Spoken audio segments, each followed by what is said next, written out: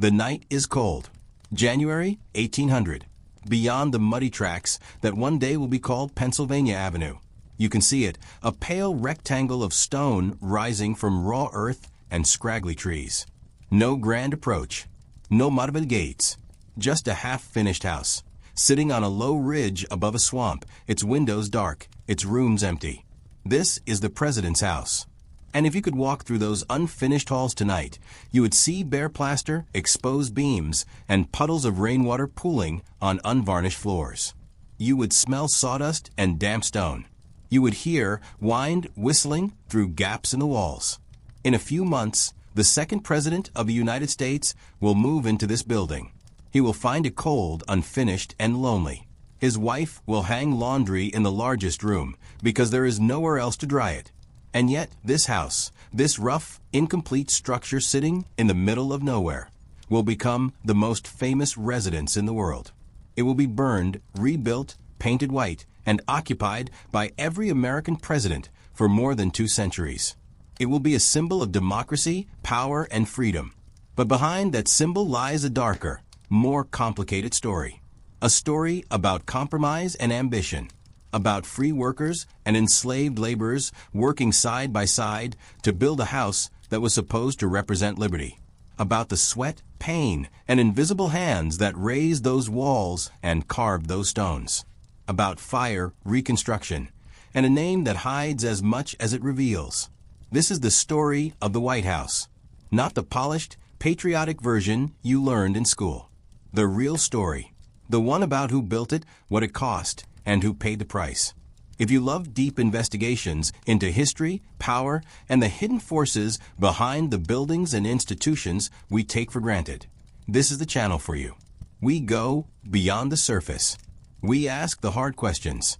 And we never forget the people who were erased from the official narrative.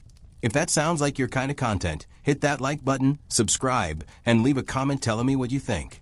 Let's dive in. Let's go back to the beginning. To 1788. The United States has just ratified a new constitution. 13 states, loosely bound together during the Revolutionary War, are now trying to figure out how to actually govern themselves as a single nation. And one of the first big questions is this: where should the capital be? During the Revolution and the years immediately after, the Continental Congress moved around constantly. Philadelphia, New York, Annapolis, Trenton, even Princeton. There was no permanent seat of government, no fixed center of power, and that made people nervous. How can you run a country if you don't even have a stable address? But choosing a capital was politically explosive. Every region wanted it. The northern states wanted it in the north, closer to commerce and finance. The southern states wanted it in the south, closer to their agricultural economies and slaveholding interests.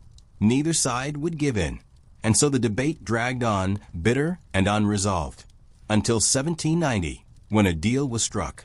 A backroom compromise that would shape the physical and symbolic geography of the United States forever. The key players were Alexander Hamilton, Thomas Jefferson, and James Madison.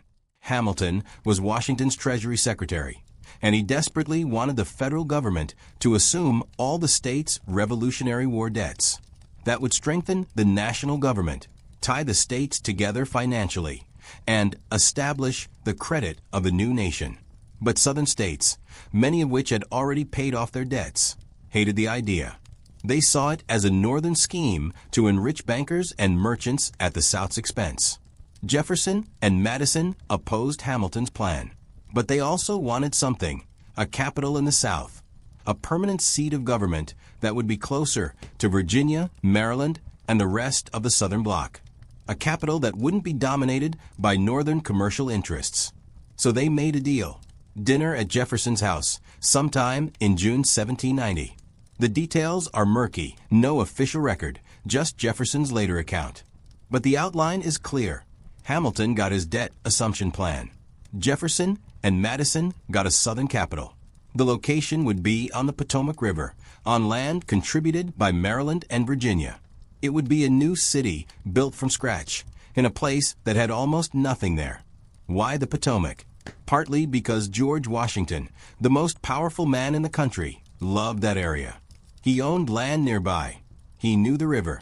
He believed it could become a major trade route linking the interior of the continent to the Atlantic. And partly because it was a compromise, not too far north, not too far south. A neutral zone, in theory, where the tensions between regions might be balanced. But the reality of the site was far from neutral. It was a backwater, a stretch of tidal wetlands, forests, and a few scattered farms. The land was swampy, the summer heat brutal, the mosquitoes thick. There were no roads, no infrastructure, no reason for anyone to be there unless you were farming tobacco or fishing the river. It was the middle of nowhere. And that's where they decided to build the capital of the United States. The job of planning this new city went to a Frenchman named Pierre-Charles L'Enfant. He was a former military engineer who had served with Washington during the Revolution, and he had big ideas.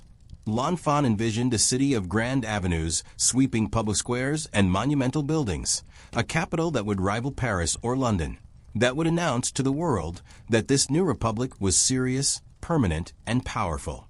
At the heart of L'Enfant's plan were two buildings, the Capitol, where Congress would meet, and the President's House, where the head of state would live and work. These two buildings would anchor the city, connected by a broad avenue, Pennsylvania Avenue, and surrounded by a grid of streets and diagonal boulevards that would create dramatic sightlines and symbolic connections between the branches of government. L'Enfant placed the President's House on a slight rise overlooking the Potomac, about 1.5 miles west of the Capitol. The site had some elevation, which helped with drainage and visibility, but it was still rough, muddy terrain, prone to flooding and difficult to build on. Still, it was symbolically important. The President's House would stand alone, visible from a distance, not crowded by other buildings. It would be a statement of executive power and dignity. But L'Enfant's grand vision had a problem. It was expensive, slow, and controversial. He clashed with the commissioners overseeing the city's construction. He refused to compromise on his designs. He tore down buildings that were in the way of his avenues, including a manor house belonging to a wealthy landowner, without asking permission.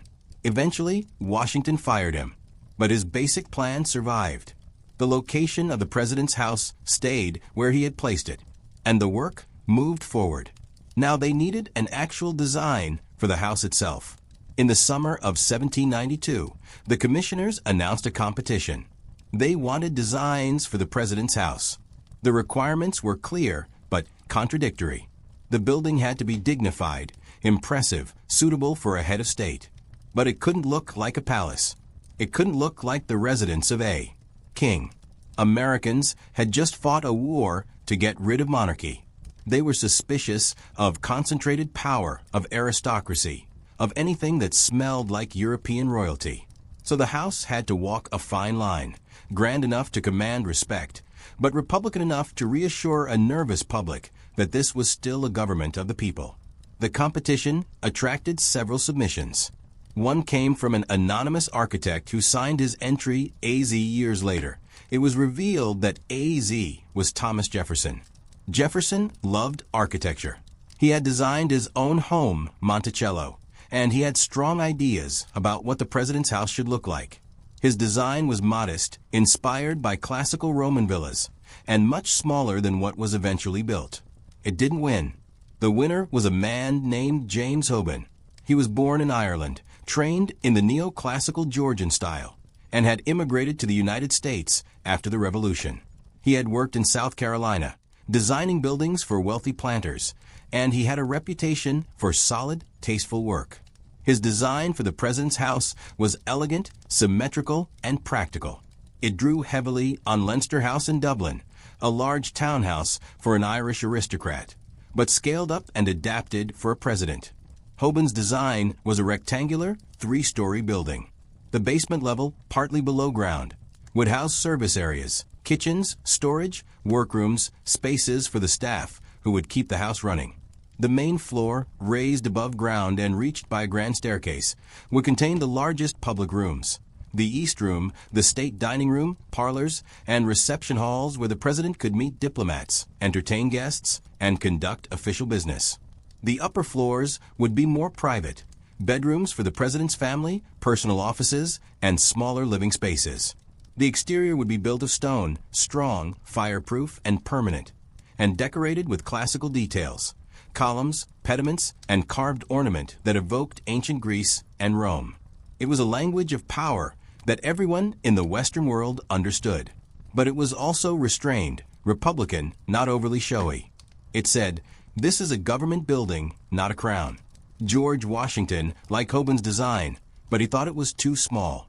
He asked Hoban to enlarge it, to make it more impressive, to add a sense of scale and presence. Hoban complied.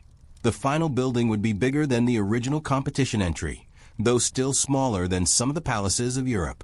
And on October 13, 1792, the cornerstone was laid. Construction began. Building the president's house would take 8 years. 8 years of cutting stone, hauling timber, mixing mortar, digging foundations, and fighting the weather. It was hard, slow, expensive work, and every step of it required labor. Massive amounts of human labor. The stone came from Aquia Creek in Virginia, about 40 miles south. It was a type of sandstone, soft enough to carve but strong enough to build with. Quarrymen would cut large blocks from the earth, load them onto boats, and ship them up the Potomac River. From there, the stones were transferred to wagons and hauled to the construction site. At the site, stonecutters would trim and shape each block by hand, using chisels, hammers, and levels, until every piece fit perfectly into place. The interior structure was mostly wood. Carpenters framed the floors, ceilings, and roof with heavy beams and planks. Bricklayers built interior walls and chimneys. Plasterers covered the walls with smooth, white plaster. Blacksmiths forged nails, hinges, locks, and iron fittings. Painters, glaziers, and finish carpenters added the final touches: windows, doors, trim, and decorative details. It was complex, coordinated work that required skilled craftsmen. And the question is, who were they? Who actually built the White House? The answer is uncomfortable, layered, and essential to understanding the real story of this building. The skilled workers, the stonecutters, masons, carpenters, and blacksmiths, were mostly free men. Many of them were immigrants, especially from Britain and Ireland, where they had learned their trades. They were paid wages, signed contracts, and moved from job to job as work became available. Some of them were very good at what they did, and they took pride in their craft. James Hoban himself supervised much of the work, and he relied on these skilled artisans to turn his designs into reality. But the heavy, unskilled labor, the digging, hauling, lifting, clearing, and countless hours of backbreaking physical work, was done largely by enslaved people. These were men owned by planters and farmers in Maryland and Virginia. Their owners hired them out to the federal government and to the contractors building the president's house. The government paid the owners a daily rate for each enslaved worker. The workers themselves got nothing. They had no choice in the matter. They lived in temporary camps near the construction site, worked long hours in all weather, and returned to their owners when the job was done. Some of these enslaved workers were also skilled tradesmen, carpenters, masons, blacksmiths, trained by their owners or by experience. They worked alongside free white craftsmen, doing the same tasks, but under completely different conditions. They were property. They could be bought, sold, punished, separated from their families, and worked until their bodies gave out. And they built the house where the President of the United States would live.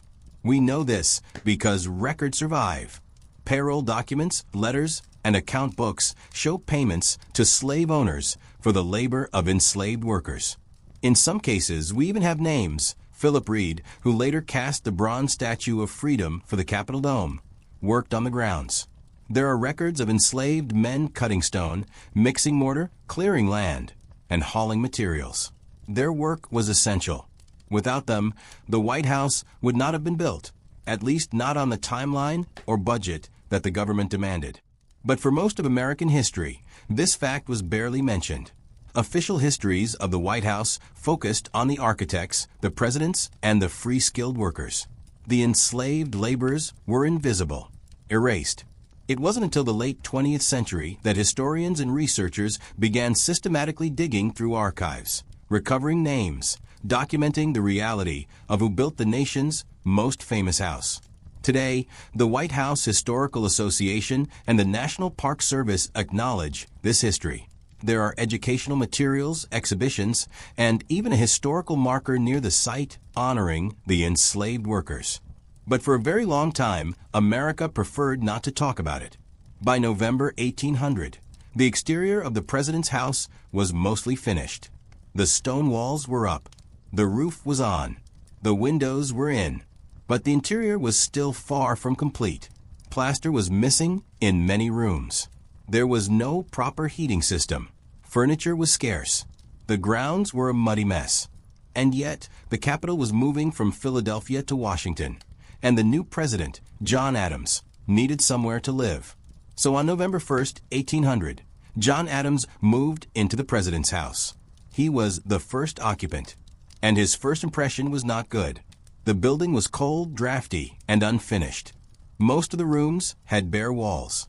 There were only a few functioning fireplaces, and the wood to fuel them was hard to get because the surrounding land was still mostly wilderness. The Grand East Room, the largest room in the house meant for public receptions and ceremonies, was completely unfinished. No plaster, no floor, no paint. Abigail Adams, the First Lady, famously used it to hang laundry because there was no other indoor space large enough and dry enough to do so. The address itself, 1600 Pennsylvania Avenue, didn't even exist yet. There was no street, no pavement, just a rutted dirt track through mud and stumps. Getting to the house from anywhere required navigating rough, unmarked roads. Washington, D.C. in 1800 was a construction site. A few scattered buildings, vast stretches of empty land, and a lot of optimistic maps that bore little resemblance to reality. Adams lived in the house for only about 4 months. In March 1801, he lost the election to Thomas Jefferson and left Washington. He never returned. Thomas Jefferson moved into the president's house in March 1801, and he immediately set to work making it more functional. Jefferson was famously frugal and informal. He hated ceremony and pomp. He wanted the house to be a place where he could live simply, work on his scientific projects, meet with advisors, and occasionally entertain guests, but without the stiff, royal-style protocol that Adams had favored. Jefferson completed much of the interior that Adams had left unfinished. He brought in furniture, installed better heating, and finished plastering walls. He added covered walkways on the east and west sides of the house, low, colonnaded terraces that connected the main building to service wings. These terraces housed stables, storage, and workrooms, and they also helped visually anchor the house to the landscape, making it look more settled and permanent. Jefferson also began to improve the grounds. He planted trees, laid out gardens, and built fences and pathways. He turned the president's house into a place that reflected his personal interests: natural history, architecture, books, and ideas. For 8 years, Jefferson lived and worked there, and by the time he left in 1809, the house was finally starting to feel finished. But the peace didn't last. By 1812, the United States was at war with Britain again. The War of 1812 was messy, confused, and driven by a mix of causes: British interference with American shipping, impressment of American sailors, lingering anger from the Revolution, and American ambitions to expand into Canada and Spanish Florida. It was not a popular war, especially in New England, where merchants depended on trade with Britain. But the government in Washington pushed forward. For the first 2 years, the war was mostly fought on the frontier and at sea. Washington, D.C. felt distant from the fighting. But that changed in the summer of 1814. British forces, fresh from defeating Napoleon in Europe, sent a large expedition to the Chesapeake Bay. Their goal was to strike at the heart of the American government, to humiliate the United States and force it to negotiate peace on British terms. In August, British troops landed in Maryland and marched toward Washington. The American defense was disorganized and panicked. Militia units fled before the British even arrived. On August 24, 1814, British soldiers entered Washington almost unopposed. And that night, they set fire to the public buildings of the Capitol. The Capitol was burned. The Treasury was burned. The War Department was burned, and the President's house was burned. Before the British arrived, the First Lady, Dolly Madison, acted quickly. She ordered servants and staff to save what they could. Most famously, she insisted on cutting down and rescuing the full-length portrait of George Washington by Gilbert Stuart that hung in the dining room. It was rolled up, carried out, and hidden. That painting, which still hangs in the White House today, survived because Dolly Madison refused to leave it behind. But almost everything else was destroyed. British soldiers piled furniture in the center of rooms, doused it with oil, and set it on fire. The interior burned fiercely. The roof collapsed. Floors caved in. The heat was so intense that it cracked some of the stone walls. By the time the British left the next day, driven out by a sudden thunderstorm and fearing American counterattack, the President's house was a gutted ruin. The exterior walls still stood, blackened and cracked, but inside there was nothing but ash and charred beams. It would have been easy in that moment to abandon the project, to admit that Washington, D.C. had been a mistake, that the capital should move back to Philadelphia or somewhere safer and more established. Some people argued for exactly that, but President James Madison and Congress refused. Rebuilding the capital became a matter of national pride and defiance. The United States would not be intimidated. The President's house would be restored. The job of reconstruction went back to James Hoban, the original architect. He returned to Washington and began the slow, painful work of rebuilding. The exterior sandstone walls had survived, though they were damaged and stained by smoke and heat. Hoban's crews repaired the walls where needed, replacing broken stones and reinforcing the structure. Then they completely rebuilt the interior. New floors, new framing, new plaster, new woodwork. The stone itself presented a problem. The original Aquia sandstone was tan or light gray, but after the fire, the walls were streaked with black soot and scorch marks. The stone was also soft and porous, vulnerable to weathering. To solve both problems, Hoban ordered the entire exterior to be painted white. This wasn't unusual. Whitewashing stone buildings was common practice in the early 19th century, both to protect the stone and to give it a clean, uniform appearance. But in the case of the President's house, the white paint did something else. It covered the evidence of the fire. It made the building look new again. It erased the visible scars of 1814 and presented a smooth, confident surface to the world. And it gave the building a name. People had informally called it the White House even before the fire because of its pale stone. But after the reconstruction, when the entire building gleamed with fresh white paint, the name stuck. For the rest of the 19th century, it was known by both its official name, the President's House or the Executive Mansion, and its popular nickname, the White House. In 1901, President Theodore Roosevelt made the name official. From that point on, it was the White House, and it has been ever since. By late 1817, the reconstruction was complete enough for President James Monroe to move in. The house had been rebuilt in just over 3 years, a remarkable feat of coordination, craftsmanship, and sheer determination.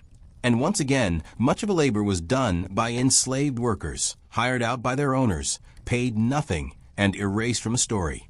Through the rest of the 19th century, the White House continued to evolve. Each president made changes, adding new features, upgrading old systems, and adapting the building to the changing needs of the office and the country. In 1824, President James Monroe added the South Portico, a grand, curved porch with tall columns facing a lawn and the Potomac River.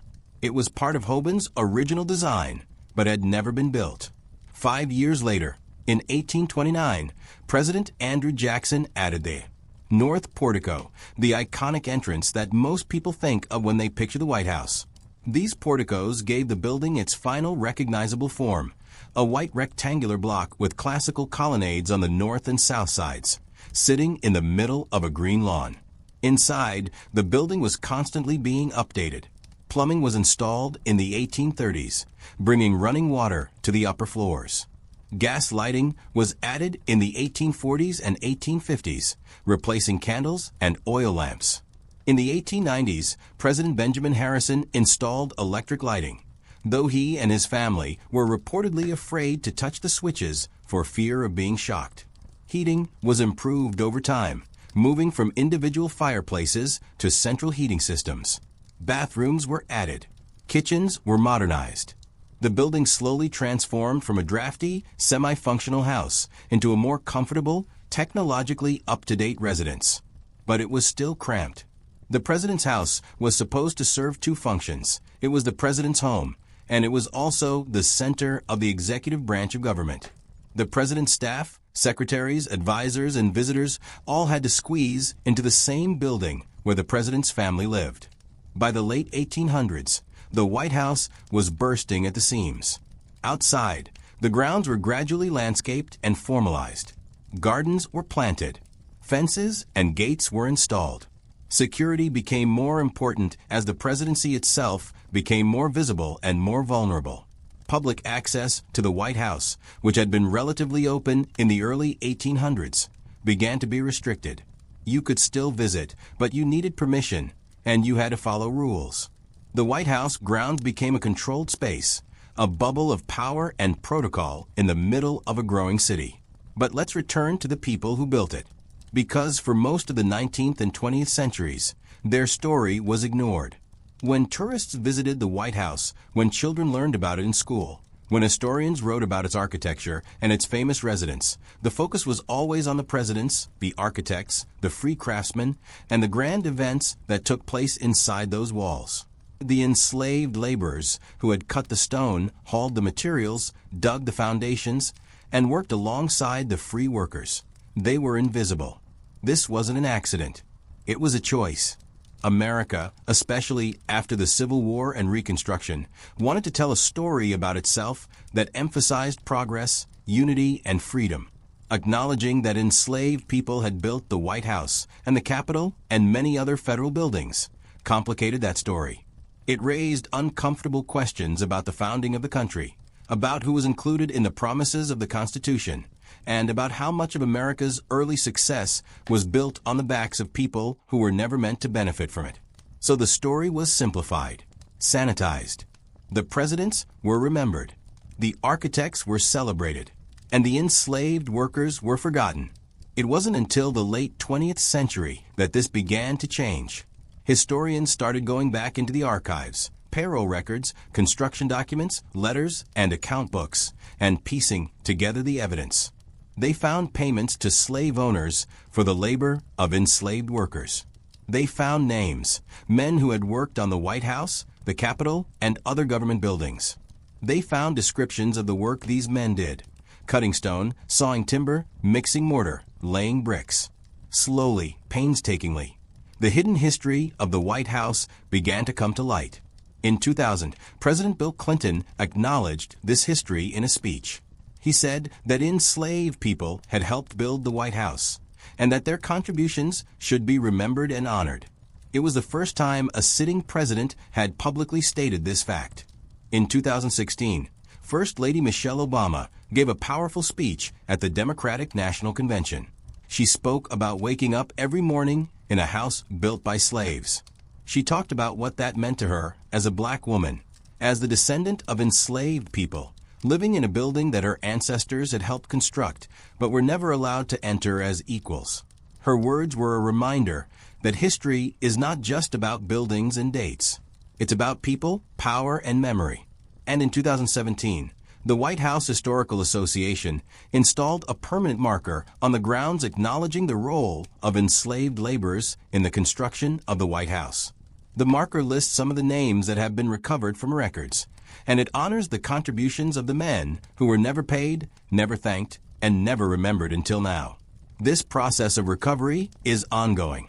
Researchers are still finding new documents, identifying more names, and uncovering more details about the lives of the people who built the White House.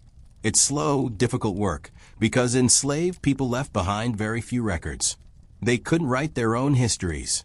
They couldn't preserve their own stories. They were written about, if at all, in the account books of their owners and employers. But piece by piece, those stories are being brought back into the light. And the White House, America's most famous house, is being forced to reckon with its full history, not just the parts that are easy to celebrate. So what does this all mean? What are we supposed to do with this information? Here's what I think. The White House is a symbol. It symbolizes the American presidency, the power of the executive branch, and the ideals of democracy and self-government. But symbols are never simple. They carry layers of meaning, and often those layers contradict each other. The White House was built to represent freedom, equality, and Republican government. And yet it was built, in part, by people who had none of those things. It was built by enslaved laborers who had no freedom, no equality, and no voice in the government they were helping to construct. That contradiction is not a footnote. It's not a minor detail. It's central to understanding what the White House is and what America is. The history of the White House is the history of America, a mix of grand ideals and brutal realities, of achievements and exploitation, of progress and exclusion. It's a history that includes both James Hoban's elegant design and the anonymous enslaved workers who hauled the stones that made that design real. It's a history that includes both the burning of the building in 1814 and its defiant reconstruction. It's a history that includes both the public ceremonies in the East Room and the laundry hanging there in 1800 because the house wasn't finished. To understand the White House, you have to hold all of these things in your mind at once. You can't just celebrate the building without asking who built it and what it cost. And you can't just condemn the building without recognizing that it has also been a site of real progress, real change, and real hope for millions of people. Let me give you an example. In 1865, after the Civil War ended, thousands of formerly enslaved people gathered on the White House lawn to celebrate the Union victory and the end of slavery. For them, the White House was a symbol of liberation, of the federal government that had fought to end the institution that had oppressed them. The fact that enslaved people had helped build that house didn't erase its meaning as a symbol of freedom. It complicated that meaning. It made it richer, more painful, and more true. Or take Barack Obama's presidency. In 2009, Obama became the first black president of the United States, and he moved into a house that had been built, in part, by enslaved laborers. For many people, that moment was deeply symbolic. It represented progress, the possibility of change, and the idea that America could, slowly and imperfectly, move toward its stated ideals. But it also highlighted how far the country still had to go. Obama himself was aware of this. He spoke about it in interviews and speeches, about the strange and powerful experience of living in a building with such a complicated history. And Michelle Obama's speech in 2016, the one I mentioned earlier, was a reminder that this history is not abstract. It's personal. It's about real people, real families, real lives. It's about the enslaved workers who built the White House and the descendants of those workers who still live with the legacy of slavery today. So the White House is both things. It's a symbol of American democracy and a reminder of American injustice. It's a building that represents the highest ideals of the nation and a building that was constructed through forced labor. And if you want to understand America, really understand it, you have to be willing to hold both of those truths at the same time. Let's talk about what the White House looks like today. If you've ever seen it, either in person or in photographs, you know the image, a large, white, symmetrical building with classical columns and a green lawn. It looks calm, dignified, and timeless. It looks like it has always been there. But of course, it hasn't. The building you see today is the result of more than 2 centuries of construction, destruction, renovation, and constant adaptation. The basic shape and design, James Hoban's neoclassical rectangle, are still there. But almost everything else has been changed, updated, or rebuilt. In the early 20th century, the White House underwent a major renovation under President Theodore Roosevelt. The building was structurally unstable, the plumbing and wiring were outdated, and the interior was crammed with too many people and too much furniture. Roosevelt hired architects to gut and rebuild much of the interior, creating the modern layout of rooms that we know today. The West Wing, which houses the Oval Office and the President's staff, was built during this renovation. Before that, the President's staff had worked in the main house, often in the President's private quarters. In the 1940s, under President Harry Truman, the White House underwent an even more extensive renovation. The building was literally falling apart. The floors sagged, the walls cracked, and engineers warned that the whole structure might collapse. So Truman and his family moved out, and crews spent years completely dismantling the interior of the White House, reinforcing the structure with steel beams, and rebuilding it from the inside out. The exterior stone walls were preserved, but almost everything inside was replaced. When Truman moved back in 1952, he was living in what was essentially a new building, one that looked old but was entirely modern underneath. Since then, the White House has been continuously maintained and updated. New technology is installed, security is constantly improved, and each first family makes changes to reflect their tastes and needs. But the exterior has remained mostly the same: white, symmetrical, classical, iconic. And that exterior, the image of the White House, has become one of the most recognizable symbols in the world. It appears in movies, TV shows, news broadcasts, and history books.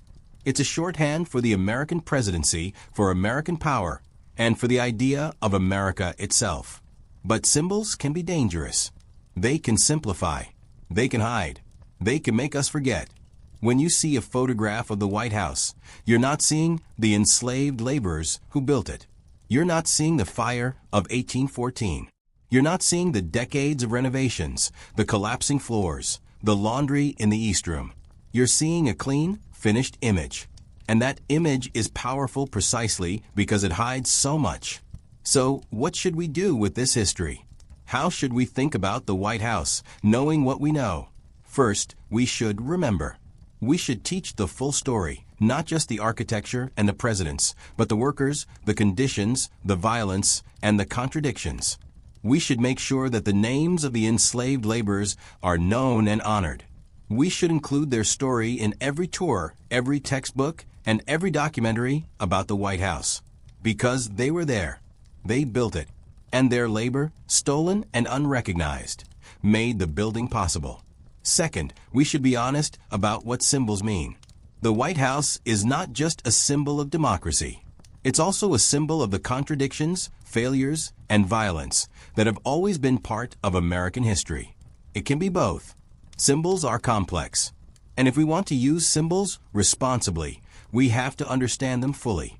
Third, we should ask questions. We should ask who benefits from the stories we tell and the stories we don't tell. We should ask why it took so long for the role of enslaved laborers to be acknowledged. We should ask what other histories are still being hidden, still being erased, still waiting to be uncovered. And finally, we should recognize that history is not fixed. It's not a set of facts that we memorize and move on from. History is a conversation. It changes as we ask new questions, find new evidence, and listen to voices that were silenced. The story of the White House is still being written. And every time we tell that story, we make a choice about what to include, what to emphasize, and what to leave out. This video is my attempt to tell a fuller story. Not the sanitized, patriotic version. Not the version that skips over the uncomfortable parts. But the version that includes the sweat, the labor, the fire, the reconstruction, and the people who were never meant to be remembered. The White House is America's most famous mansion. It's a symbol of power, democracy, and national identity. But it's also a building with a dark, complicated history. A history built on enslaved labor. A history of burning and rebuilding. A history of progress and exclusion, of ideals and hypocrisy. And if we want to understand America, really understand it, we have to start by understanding the places that symbolize it. Not just the polished exterior, but the foundations, the hidden labor, the invisible hands that built the House of Freedom. Thank you for watching. If you found this video valuable, please like, subscribe, and share it with someone who cares about history, power, and the stories we choose to tell. Leave a comment and let me know what you think. What other buildings, institutions, or symbols should we investigate? What other histories are waiting to be uncovered? This is the kind of content we make here, deep, critical, and unflinching. We don't just celebrate the past. We interrogate it. We ask hard questions. And we never forget the people who were erased.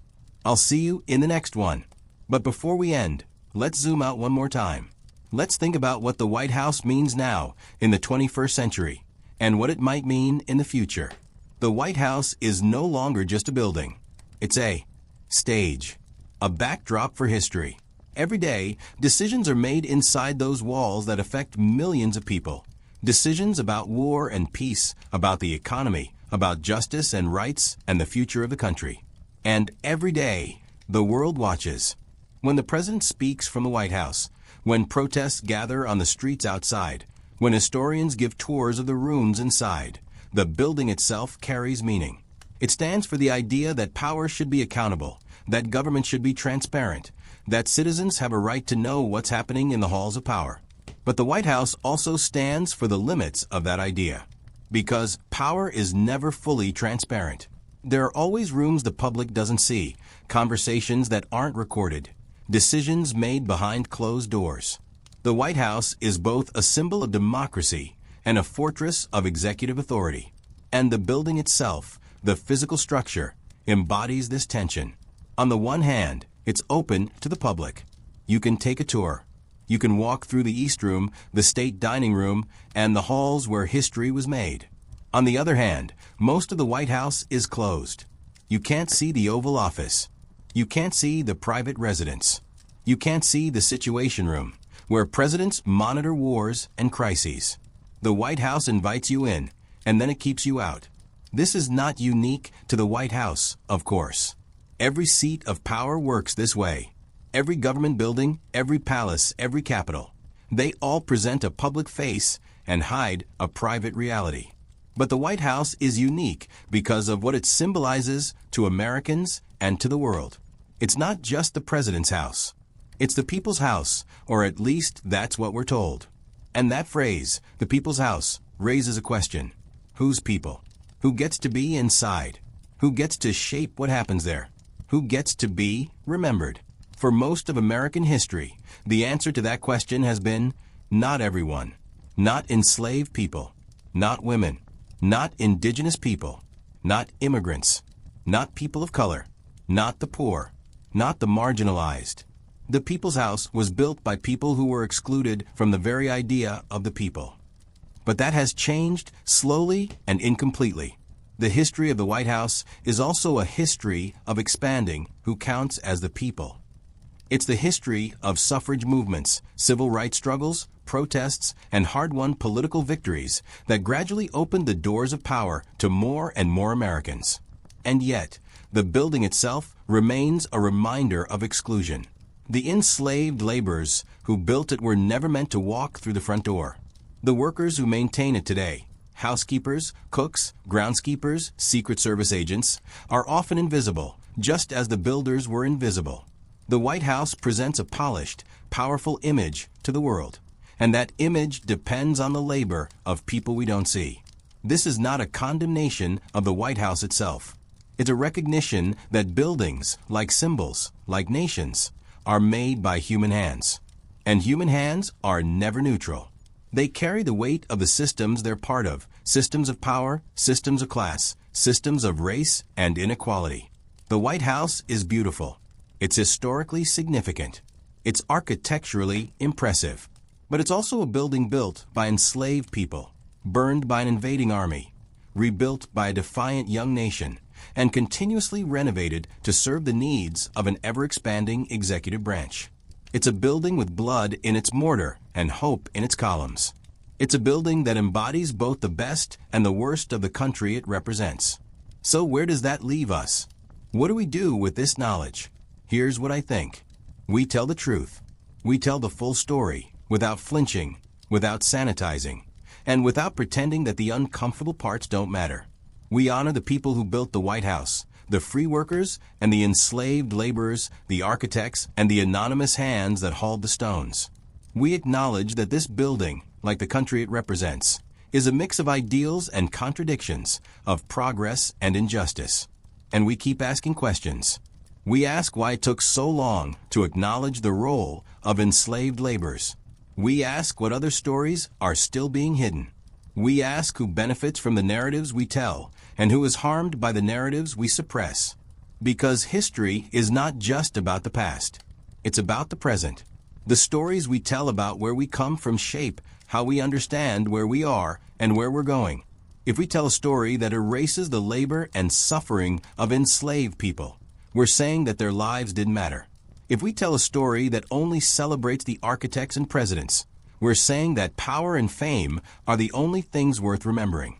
But if we tell a story that includes everyone, the powerful and the powerless, the celebrated and the forgotten, the free and the enslaved, we're saying something different. We're saying that every person's labor, every person's life, and every person's story matters. We're saying that history is made by all of us, not just the people whose names appear in textbooks. And that's a story worth telling. The White House stands today, just as it has stood for more than 2 centuries. It has survived fire, war, political turmoil, and endless renovations. It has been home to presidents who expanded democracy and presidents who betrayed it. It has witnessed moments of greatness and moments of shame. It has been a symbol of hope for some and a symbol of exclusion for others. And it will continue to stand, as long as the United States exists, as a monument to the complexity of the American experiment. Not just to its ideals, but to its failures. Not just to its achievements, but to its costs. Not just to the people who are remembered, but to the people who built the foundation and were forgotten. The White House is America's most famous mansion. But it's also a reminder that fame is not the same as truth. That monuments are not neutral. That every building has a history, and that history is written by human hands. Some free, some enslaved, all essential. This is the dark story of the White House. Not the only story, but a true one. A necessary one. A story that asks us to look beyond the polished white exterior and see the labor, the pain, the contradictions, and the people who made it all possible. If you made it this far, thank you.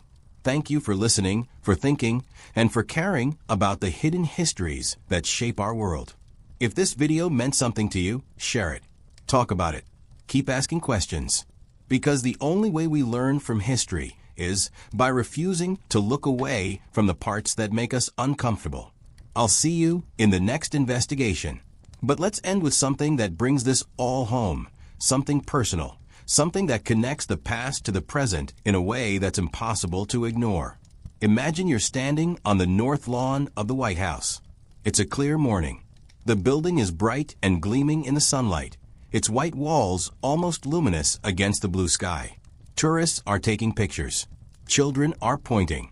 Security guards are watching. Everything looks calm, orderly, and permanent. Now imagine you're standing in that same spot 200 years ago. It's 1815. The building is a ruin.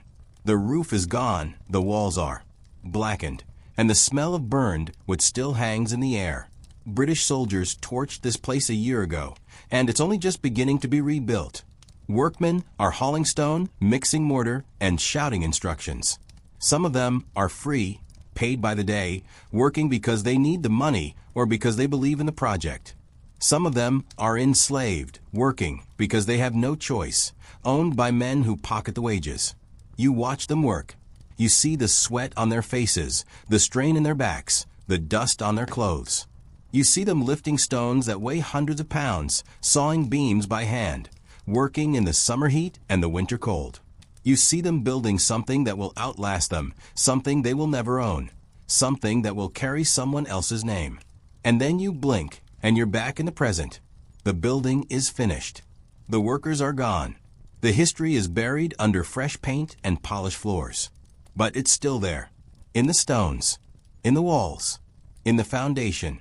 You can't see it unless you choose to look.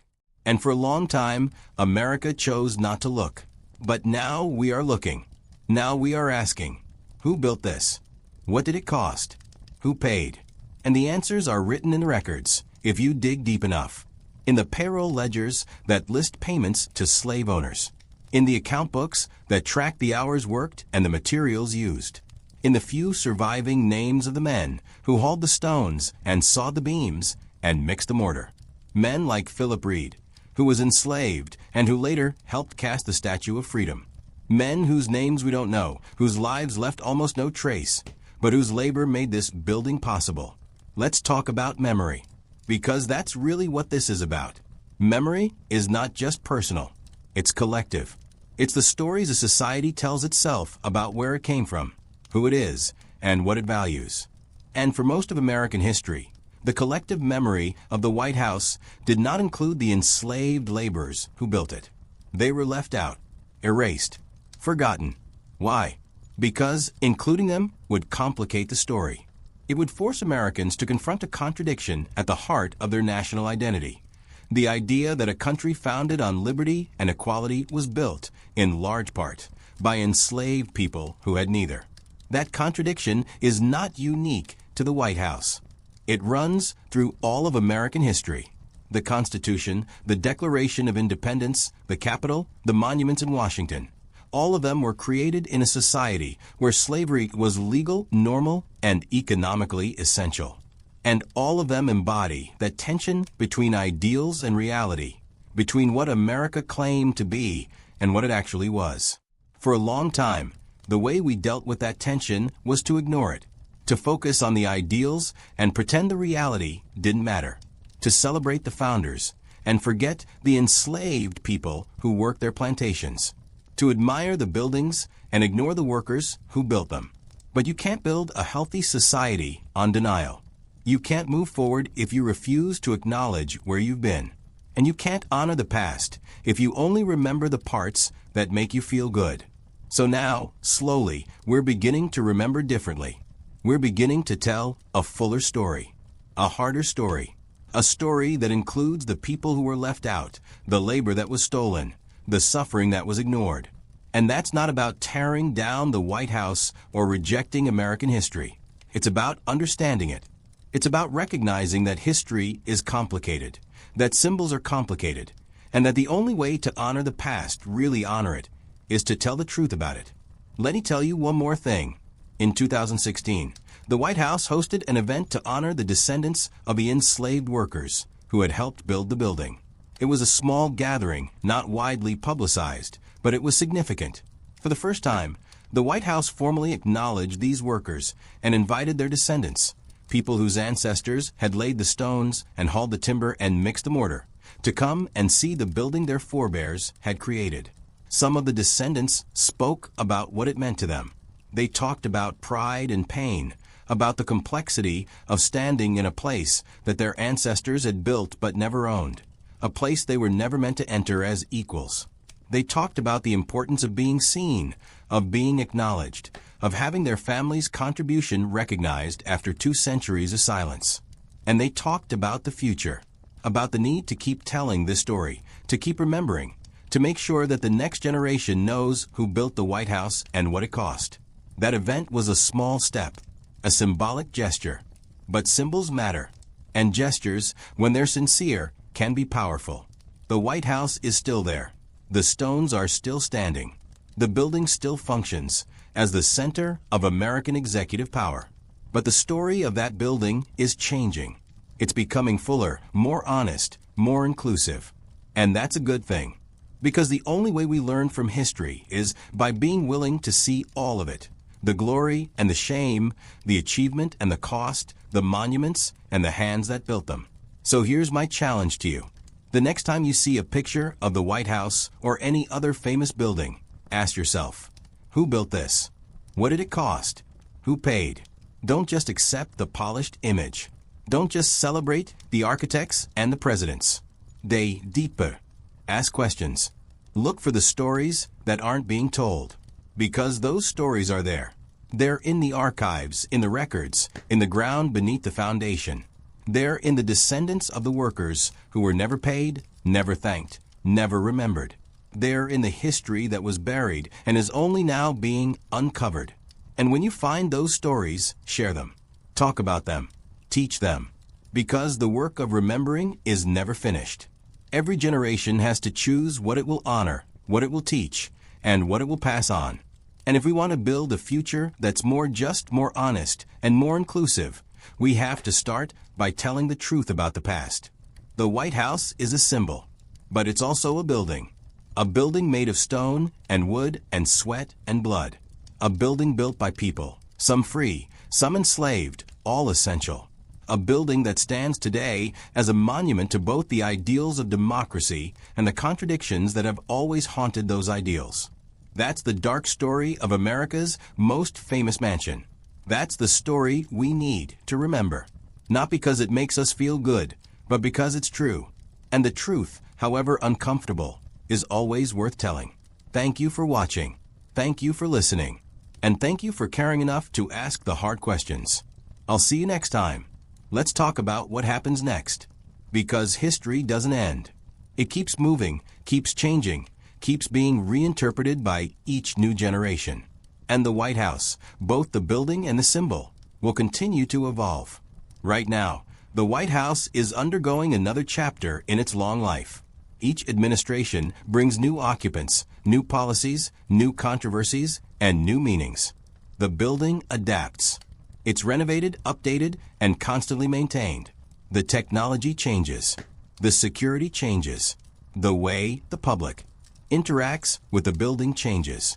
But the fundamental questions remain the same. Who does this building serve? Who does it represent? Who gets to be inside? And who is kept out? Who is remembered? And who is forgotten? These are not abstract questions. They have real consequences. The way we tell the story of the White House shapes how Americans understand their own history, their own identity, and their own place in the world. If we tell a story that celebrates only the presidents and the architects, we're teaching people that power and fame are the only things that matter. But if we tell a story that includes the workers, the enslaved laborers, the servants, and the countless invisible people who made the building function, we're teaching something different. We're teaching that everyone's contribution matters, that labor has value, that history is made by all of us, not just the people at the top. And that lesson applies far beyond the White House. It applies to every institution, every monument, every symbol we inherit from the past. It applies to schools and hospitals and factories and farms. It applies to the cities we live in and the roads we drive on and the infrastructure that supports our lives. All of it was built by someone. All of it has a history. And all of that history includes people whose names we don't know, whose labor we've forgotten, whose stories have been erased. The work of recovering those stories is difficult. It takes time, patience, and a willingness to dig through archives and piece together fragments of evidence. But it's essential work, because if we don't do it, those stories will be lost forever. And with them, we'll lose a piece of our own history, a piece of our own identity, a piece of the truth about who we are and how we got here. Let me tell you about one more person. Her name was Mary, and she was enslaved. We don't know her last name. We don't know much about her life. But we know that she worked at the White House in the early 1800s, probably as a domestic servant, cooking, cleaning, and serving the president's family. We know this because her name appears in a few scattered records, account books, receipts, a mention in a letter. That's all we have. A name and a few fragments. We don't know where she was born, who her family was, or what happened to her after she left the White House. We don't know if she was freed or sold or separated from her children. We don't know if she lived a long life or a short one. We don't know what she thought, what she felt, or what she dreamed about. But we know she was there. She was inside the White House, day after day, working in the kitchens and the halls, invisible to the presidents and dignitaries who walked past her, but essential to the functioning of the household. She cooked the food, washed the clothes, swept the floors. She made the building livable. And then she disappeared from history. Stories like Mary's are everywhere. They're in every archive, every old house, every historical site. They're the gaps in the records, the names without details, the people who were written about only as property or as labor, never as individuals with their own lives and stories. And the tragedy is that we'll never be able to fully recover those stories. The details are gone. The voices are silent. The lives are lost. But we can do this much. We can remember that they existed. We can acknowledge that they mattered. We can teach their names, even when we don't know their stories. And we can refuse to erase them from the history of the places they helped build. That's what the marker at the White House does. It lists names, some known, some unknown, and it honors the contributions of enslaved workers. It doesn't tell their full stories, because we don't have those stories. But it says you were here. You mattered. You are remembered. And that's a start. So let's come back to where we began. A cold night in 1800. A half-finished house sitting in the middle of nowhere. A president moving in before the plaster is dry, before the floors are finished, before the building is ready. That house has come a long way. It's been burned and rebuilt. It's been expanded, renovated, and modernized. It's been home to 46 presidents, countless staff members, and millions of visitors. It's been the site of weddings, funerals, state dinners, and historic decisions. It's been the backdrop for wars, scandals, triumphs, and tragedies. And through it all, the building has stood. Solid, white, iconic. A symbol of American power, American democracy, and American contradictions. But the building is not just a symbol. It's a place. A place made of stone and wood and metal and glass. A place built by human hands. Hands that belong to free workers and enslaved laborers, to skilled craftsmen and unskilled diggers, to people whose names we know and people whose names are lost. And if you want to understand that place, really understand it, you have to see all of it. The architecture and the labor, the ideals and the injustice, the public face and the hidden foundation, the presidents who lived there and the workers who built it.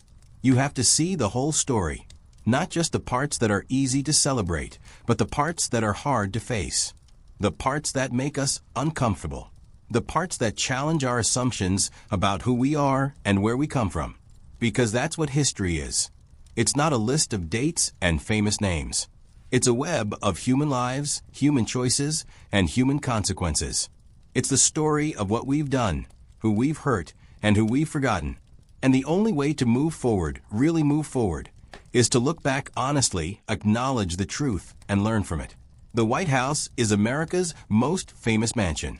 But it's also a monument to the people who built it, the people who worked in it, and the people who were never meant to be remembered. It's a reminder that every great building, every great institution, every great nation is built on the labor of countless individuals, some celebrated, some forgotten, all essential. And if we want to honor that labor, if we want to honor those lives, we have to tell their stories. We have to say their names. We have to refuse to let them be erased. That's the lesson of the White House. That's the lesson of history. And that's the challenge for all of us, to remember, to acknowledge, and to never stop asking. Who built this? What did it cost? And who paid? Thank you for watching. Thank you for thinking. And thank you for refusing to look away. This is the end of the documentary, but the story continues. And it's up to all of us to decide what happens next. Before we close, let me leave you with one final image, one final thought. Imagine you're walking through the White House today. You've joined a public tour. You're moving through the grand rooms on the state floor, the East Room, the Green Room, the Blue Room, the Red Room, the State Dining Room. The walls are covered with portraits of presidents and first ladies. The furniture is elegant, historic, carefully preserved. The floors gleam. The chandeliers sparkle. Everything is beautiful, orderly, and dignified. Your tour guide is telling you about the history of the rooms, about the famous dinners and receptions that took place here, about the presidents who walked these halls. And you're listening, nodding, taking pictures. But as you walk, try this. Look at the walls. Look at the floors. Look at the ceilings. And ask yourself, who built this? Whose hands cut this stone? Whose hands laid this floor? Whose hands plastered this wall? You won't see their names on plaques. You won't see their portraits on the walls. But they're there, in the stone, in the wood, in the foundation. They're part of the building, just as much as the architects and the presidents are. More, in fact, because without them, there would be no building. There would be no walls to hang portraits on. There would be no floors to walk across. There would be no White House. And if you can hold that thought, if you can see the invisible labor that made this place possible, then you're seeing the White House the way it should be seen. Not just as a monument to power, but as a monument to work, to human effort, to the countless men and women who built, maintained, and sustained this building over more than 2 centuries. Some of them were free. Some of them were enslaved. Some of them were immigrants. Some of them were born into poverty.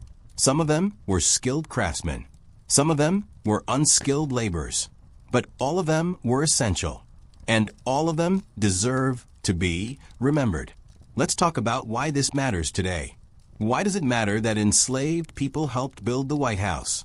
Why does it matter that we remember their names and tell their stories? It matters because memory shapes identity. The stories we tell about our past shape how we understand our present and how we imagine our future. If we tell a story that erases the labor and suffering of enslaved people, we're saying that their contributions don't matter, that their lives don't count. And that message doesn't stay in the past. It carries forward into the present. It affects how we think about race, class, labor, and justice today. But if we tell a story that includes everyone, that acknowledges the contributions of all the people who built this country, not just the rich and powerful, then we're saying something different. We're saying that everyone's labor matters, that everyone's life has value, that the work of building a society is a collective effort, and that we all have a stake in it. And that message is radical, because it challenges the way we usually think about history. We're used to thinking about history as a story of great men, presidents, generals, inventors, tycoons. We're used to focusing on the people who had power, who made decisions, who left behind monuments and documents. But the truth is, history is made by everyone. It's made by the workers who built the roads and the buildings. It's made by the farmers who grew the food. It's made by the servants who cleaned the houses. It's made by the women who raised the children. It's made by the enslaved people who were forced to labor without pay and without recognition. And if we want to understand history, really understand it, we have to include all of those people. We have to tell all of those stories. We have to see the whole picture, not just the part that makes us comfortable. This is hard work. It's uncomfortable work because it forces us to confront things we'd rather not think about.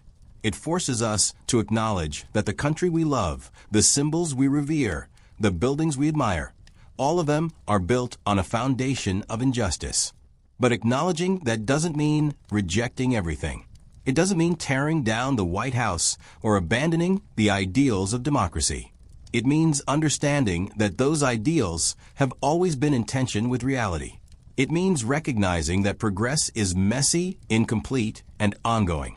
It means accepting that we inherited a complicated, contradictory history, and that our job is to learn from it, to do better, and to move forward with honesty and humility. The White House can be both things. It can be a symbol of democracy and a reminder of slavery.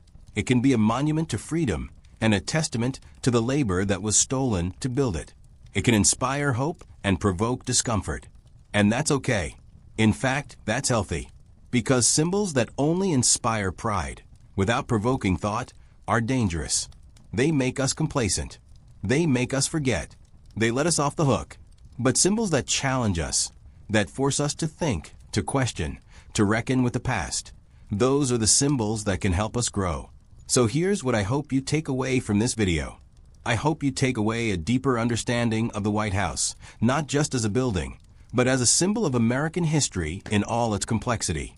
I hope you take away an appreciation for the people who built it, especially the enslaved workers whose contributions have been ignored for so long.